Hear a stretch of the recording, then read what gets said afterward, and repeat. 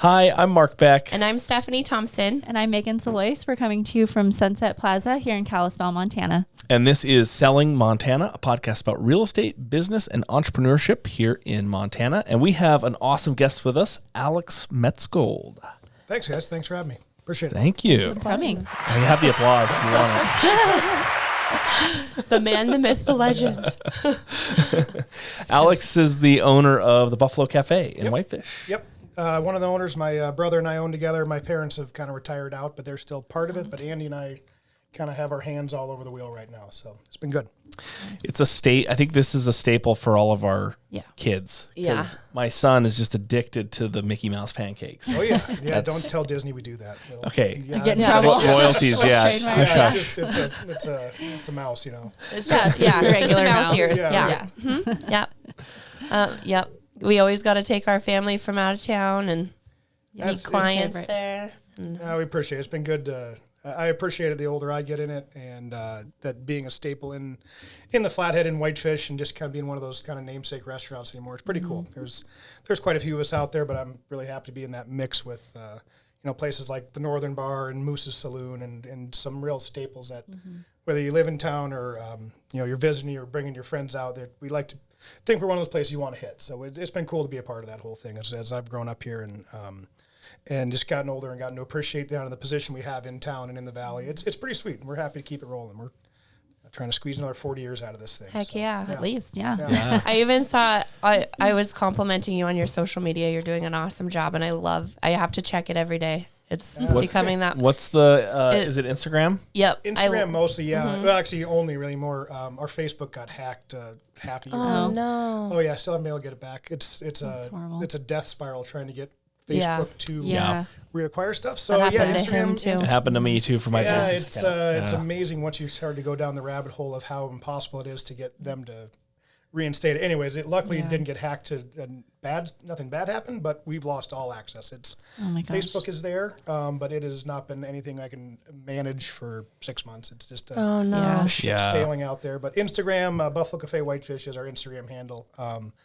And we do marketing, but really that's anymore as my own little side hustle for the Buffalo. It's my own kind of fun way to kind of extend our voice out there into the valley and a little further. So it's been pretty cool. But who wrote that art, or who was getting interviewed in the article that you found in Vogue that mentioned the Buffalo Cafe? Yeah, Charlie and my parents. So Charlie and Linda are my folks. My brother Andy is our way. Yeah. So that article was 1991.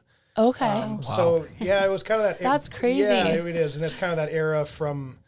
As my folks talk about back around then, a lot of celebrities started finding whitefish. Yeah. In particular. Oh, sure.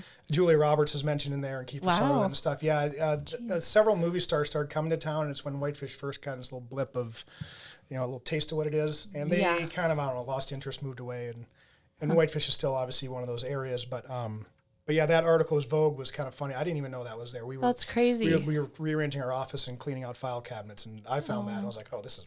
Yeah. It's gold here. So. For sure. That's amazing. So that was kind of cool. But so my folks have been doing it. They started us in 1979 in Big Fork. We've been in Whitefish in our location since 81. So pretty much always since. What made them move? Yeah. They had an opportunity to move, and they kind of saw the writing on the wall. I mean, Big Fork is awesome town, but it's small, and even back then in 1979. It gets even more sleepier than what Whitefish used to be in correct. the summer. And my dad was a diehard skier, and he wanted to get as close as he could to the mountains. So we had an opportunity to get into the building that we're still in now.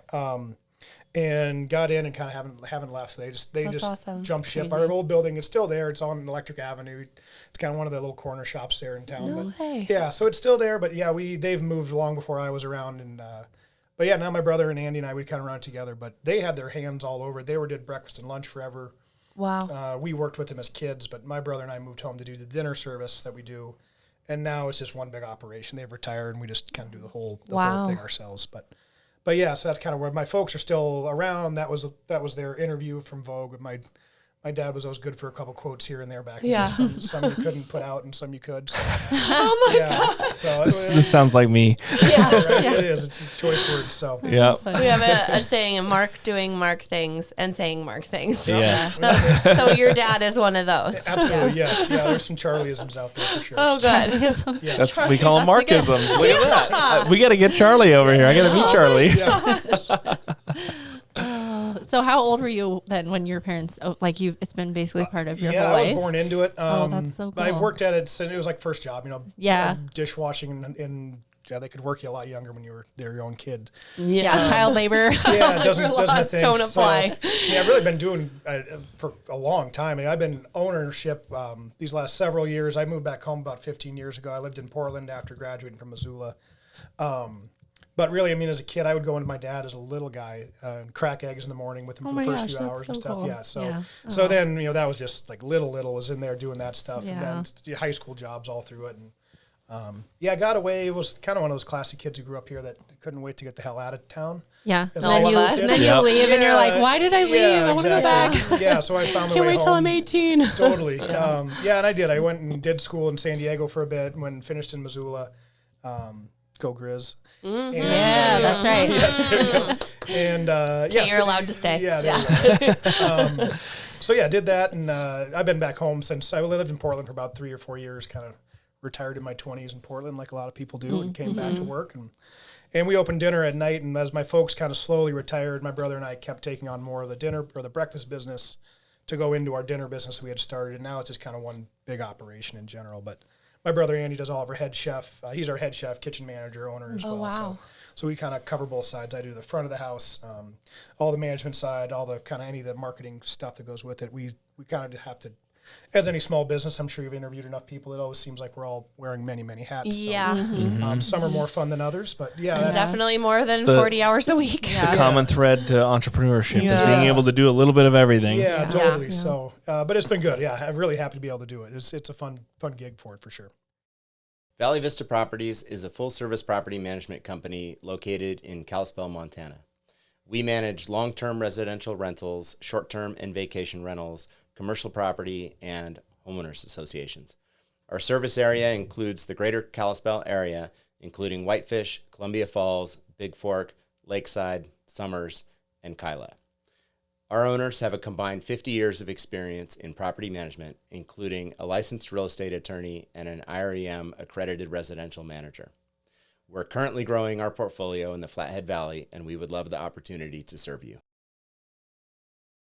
So do you guys close down for a couple hours in between lunch and dinner? Okay. Yeah, so we tried a while ago, quite a few years ago, to try to run all the way through, and it's just exhausting. It's impossible. I bet. So, so we do shut down in the middle. At 2 o'clock, we stop breakfast and lunch. We refire a dinner service at 5 o'clock. So we almost kind of took a page out of some of the hotel's books of like an intermission stop, and we're there, we're in there, but we're re-prepping, we're cleaning, especially on a busy summer day. We just have to have time to clean and prep and get ready. But it's nice. It took a long time to get customers to appreciate that. They're rattling your door at 3 o'clock when you're closed, but we tried to stay open it's been a while ago now. We tried to stay open all the way through, and it's just not doable for us. Yeah. Our first kitchen guys are in there at 3 a.m. and Oh my gosh. Yeah. And So then all the way through dinner. They would cut out in between, but even that extra hour we would try those guys.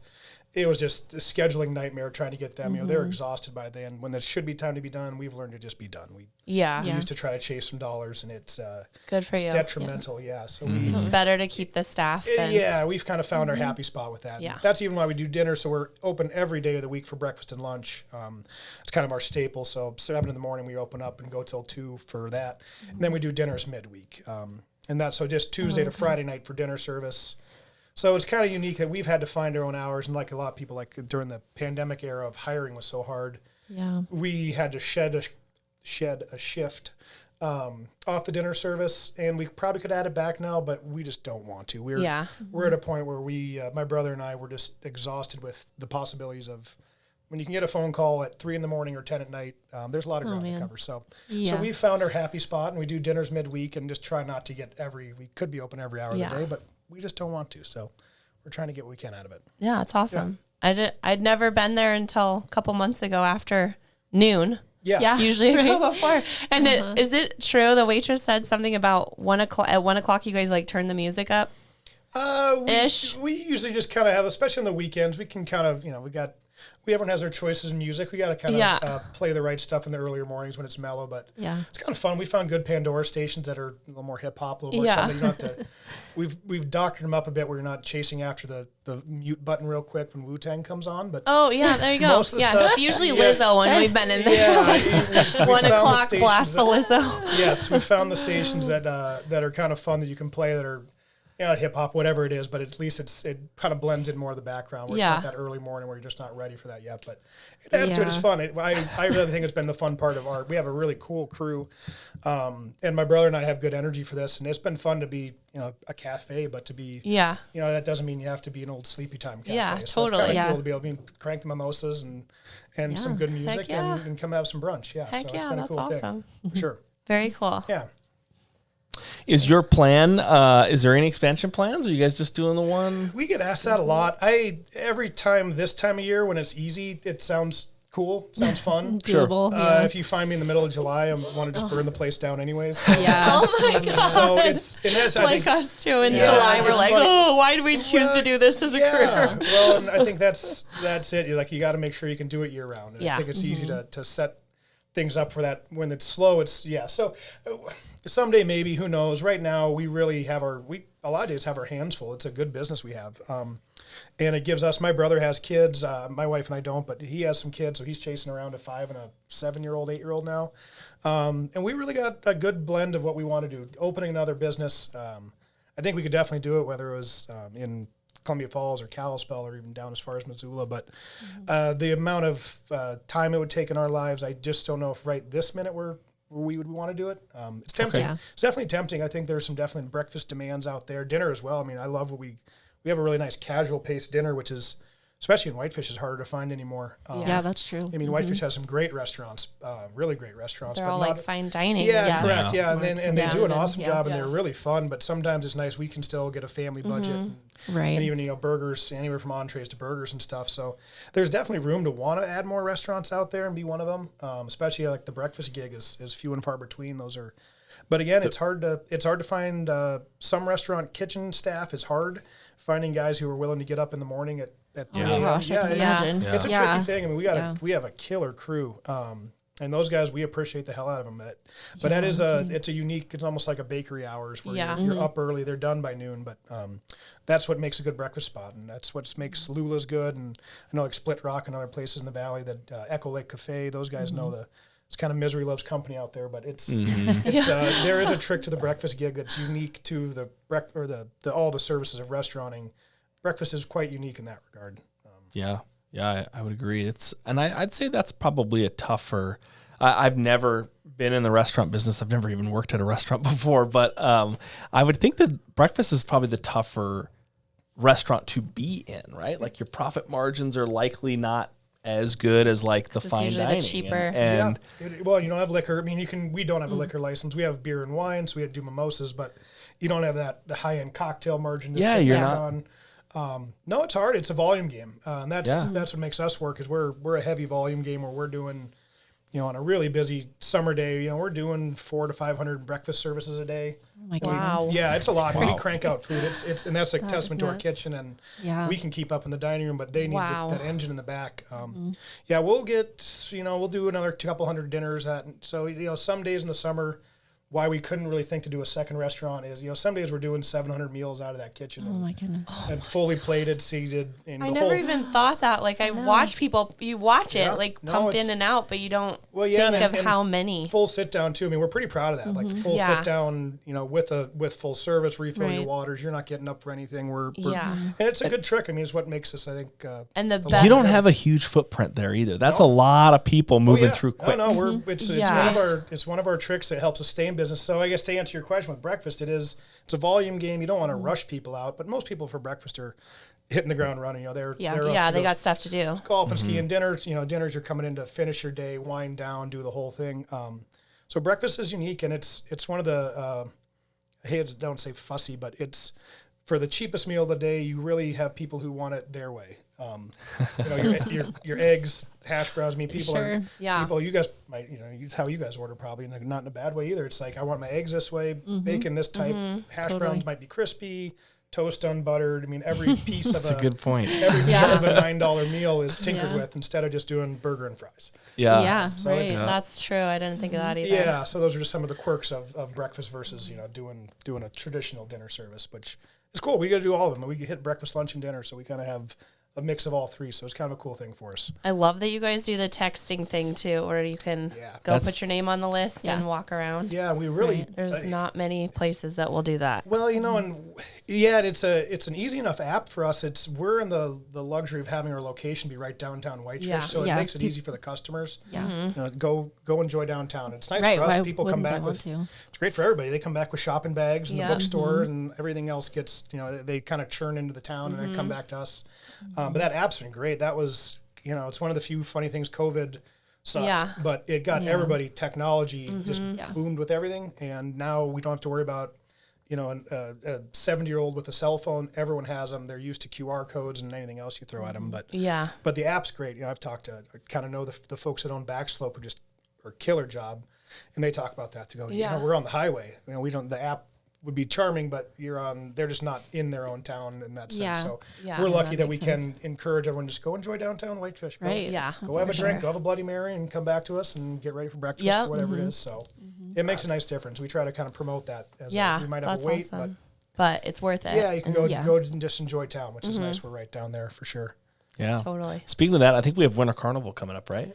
We do, yes. This Saturday. Anything we should know about this that? week. Luckily, I am going to my brother-in-law's wedding in Missoula, so I'm going to miss all the mayhem. Oh, dang. I know. I've seen the last decade worth of carnivals. I love them.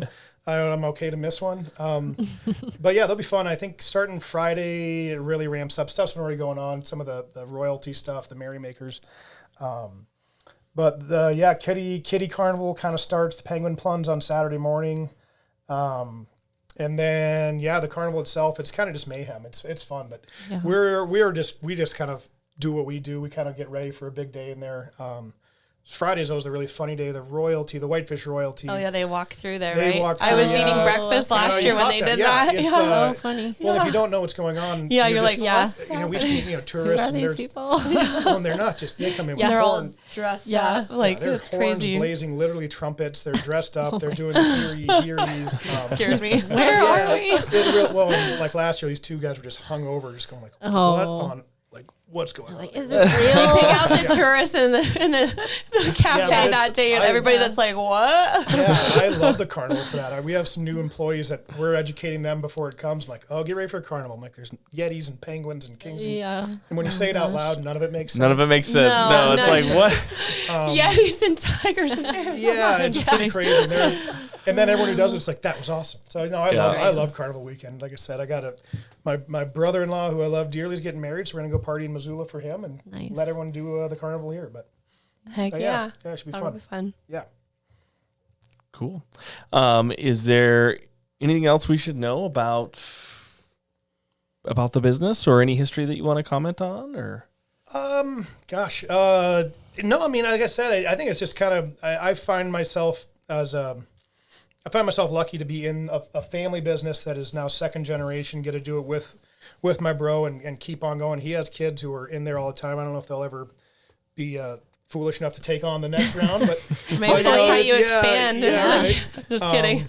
But it's been cool, especially as the valley keeps growing. And I say this a lot as Whitefish really booms in the valley, really the whole valley. You guys know it. Obviously, it's what it is. It's cool to be able to be I would say provide a bit of normalcy and a bit of reality to what we're doing, because we really our employees, our staff, our customers are all just locals. We do accommodate tourists and we do accommodate the visitors who are in town, but it's really cool to still be one of the good last standing, and not the only ones by any means, but one of the real One of the last best places. but kind of where you can come and get a real meal. And really, I think that's why why tourists come find us and come back to us a second and third day, is because they're sitting around people that are, they're sitting around BSing about the town, talking skiing today. So that's cool. I mean, you have to be able to absorb some tourist business in this valley. Yeah. But if it wasn't for our regulars and our locals and our daily guys, our daily customers, we wouldn't be here. And that's a big part of this, is that we get to play host to really people that are, they're probably there more than I am. We have everyday regulars, and our staff's been, a lot of them are born and raised in Whitefish, and others are the valley. So they're going to live here. They're going to make a living. And then a lot of the new people come, and we really got some cool newer employees who hunker in with us. They might have been doing corporate restaurants and corporate gigs, and they kind of get in with our family style business. And it's pretty fun to bring them along because they really click in. The ones that do like it, they really seem to like it and stick with us. And it kind of makes the whole package go. So yeah, now we're just trying to kind of weather this new version of the Valley and the growth that goes on with it, which is tricky for staffing and housing reasons and those sort of things. Sure. Because there's the double-edged sword of all this is the growth comes with trouble in housing and those things. Yeah. So we really try our spot. I try my hardest with our Instagram account and stuff to always bring as much awareness as we can to those things. And I don't always have solutions because they're really tricky solutions. But trying to bring awareness to the difficulty that is occurring of all right, we have our people have been living here. How do we keep them living here? How do we really keep this? How do we keep this a town that they can be keep a part our of? service industry staffed? Service industry staffed and second generation stuff. How do we keep the next round of kids who've been coming in, eating and playing with our toys and eating Mickey Mouse cakes? How do we keep them to now have their potential and family do the same thing? And that's really, point. it really is. It's our big focus anymore. And I think it's a lot of our businesses in town is that, all right, it's great when it's booming, but how do you still have to be able to service it and then provide a lifestyle on the back end that it doesn't just, you grew up around here. I'm not sure with you guys, but we don't want to be the last generation that cuts off. Gets to be local. I know. I mean, really, it's a big thing to that. It's it's something to be said for that. So we really try our best to be advocates for that as much as we can. Yeah. And again, we don't always have solutions, but we try to sit on some committees and boards and add our insight, add our opinions. Because that's a big part of this is, okay, it's good when it's booming, but let's make sure it's booming for everybody and for the longevity, not just this surge. So it's a cool problem to have. I know I've talked to a lot of people. I think a lot of towns in Montana, a lot of towns anywhere, but there's a lot of towns in Montana that would wish they had some of our problems we have. Yeah. I mean, there's some sleepy economic towns and you can see the difference. And it's a matter of which version. There's a happy medium somewhere there. Right. I think Whitefish is really tricky right now with housing prices, but there's some areas that I know wish they had issues of trying to find out how to make businesses click and go. And I mean, you guys know, God, the Valley has some cool businesses anymore that probably wouldn't have lasted 20 years ago. They wouldn't have stuck. They wouldn't have lasted. They wouldn't have had the customer base that enjoyed them. So there's some positives to it for sure. But it's awesome that you guys are getting involved and being a part of the change. And you care. Have to be, for right? real. Yeah. That's important to have people like you sitting on boards and having that conversation of like, hey, this is where my employees are at. And that's like, hey, this is my margins. This is what I can afford to pay them, and they've got to be able to find suitable housing for that within that, bracket. And for a long time, Columbia Falls had become the bedroom community for Whitefish. And then everyone discovered, oh, well, I can turn my house into a short-term rental property and make a lot of money on it, And so that kind of changed that avenue, and now it has, because I moved from Whitefish to Columbia Falls because of affordability back in 2016. I'm like, hey, I can buy property here, and it makes sense. So now Columbia Falls is probably the next Whitefish. Now Columbia Falls is slowly following suit. Well, you see that with a lot of those towns, right? Whether it's, we were up in Banff a while ago, Canmore is very similar to that sidestep. Oh, okay. But yeah, and that is like Sioux Falls used to be a little more of a, even Kalispell. I mean, Kalispell has more volume, obviously. You guys probably know that as good as anybody. There's actually, and you guys are doing a good job of building volume. I know that probably has some gripes with the locals in Kalispell. Things are changing. But again, I tell, everyone's like, you're fourth generation here. What are you doing? You're bringing them here. But it's like, it's already discovered. You either sit back and be crabby about it, or you be a part of the change. Get on boards, steer. Yep. You got to steer. Yep. And it is, because there's some really good people that moved to the Valley too. It's you guys have probably sold houses to some really good families that we see now that are coaching and doing stuff. I mean, it's easy to pick out some of the rotten apples. That is the misconception that it's just some grumpy old millionaires that come in and it's like, no, that's not the case at all. Yeah. Like it's a lot of families that are moving here that are relocating because they see the value just the same as we do. Yeah, you'd be stagnant otherwise. But no, there are some really cool families. I hang my hat on that. We have some great new people we've met that would not have, they're adding to the melting pot for sure. They're not here to take from it. They're definitely part of it. So yeah, we'll see where it all goes, but it's tricky for sure. It's kind of part of the equation for sure. And it's coming from a small town cafe to be able to even chip in a little bit on that is it's part of what we can do at least, besides just kind of serving pancakes and burgers. So Very Yeah. cool. Yeah. It's awesome. We hope you're around for another 40 years That's too. the plan. Yeah. 40 in, 40 more. So Heck yeah. Yeah, absolutely. Yeah, no. Thank you very much for taking time out of your busy Yeah, schedule very to do busy, I'm this. sure. Yeah, thank When you. I messaged you, I was like, there's no way he's going to do it, but I'm going to try. How did we catch you in the morning, right during the breakfast brunch? I was like, before I came out, I was saying I got a night shift tonight. I'll kind of spread myself out between our services, so this worked out So I Awesome. get to go skiing now for a couple hours. go ski, Oh, heck yeah. Nice. So no, you caught Go me- enjoy the caught me at right slush. time. At least it's sunny up there today, so I it's, know. That's it's true. Yeah. inverted. It's gray and whitefish, and you have sunshine up top. So, Nice. but no, happy. Fun you guys asked. Happy to Yeah. be a part of it. So For sure. yeah, Thank absolutely. you. Perfect. Can I get your Instagram handle one more time? Yep, Buffalo Cafe Whitefish. Perfect. Yeah. We will tag you in there. And if you're still watching, please like, subscribe, and share this video. We would love to expand our viewership. And if you've got a business that you'd like to get on, please email us or direct message us. Thanks.